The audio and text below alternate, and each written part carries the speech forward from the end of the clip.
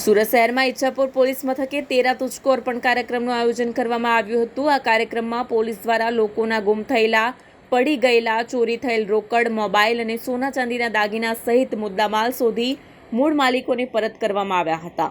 Police દ્વારા 50.92 લાખની કિંમતના મુદ્દામાલ મૂળ માલિકોને પરત કરવામાં આવ્યા હતા। શહેર પોલીસ તરફથી તેરા તુચકો અર્પણ જે પ્રજાને પોતાનો ગયેલો માલ સામાન પાછો આપવાની જે ડ્રાઈવ ચાલે છે એ શૃંખલામાં એક વધુ કડી જોડતા આજે ઈચ્છાપુર પોલીસ સ્ટેશનમાં ઝોન 6ને અંડરમાં આવતા ઈચ્છાપુર પોલીસ સ્ટેશનમાં આજે તેરા તુચકો અર્પણ કાર્યક્રમ રાખવામાં આવ્યો।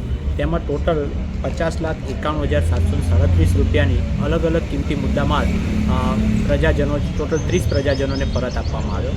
આમાં રોકડા રૂપિયા 19 લાખ તથા સોનાના દાગીના 3 લાખ અને એક ટ્રક જે ચોરીમાં ઠગાઈમાં ગયો હતો એ ટ્રક એમ કરીને અલગ અલગ સામાન જેનો ગેરવલ્લે ગયેલા મોબાઈલ 30 એમ ગણીને ટોટલ 50,91,737 રૂપિયાનો મુદ્દામાલ પરત આપવામાં આવ્યો છે।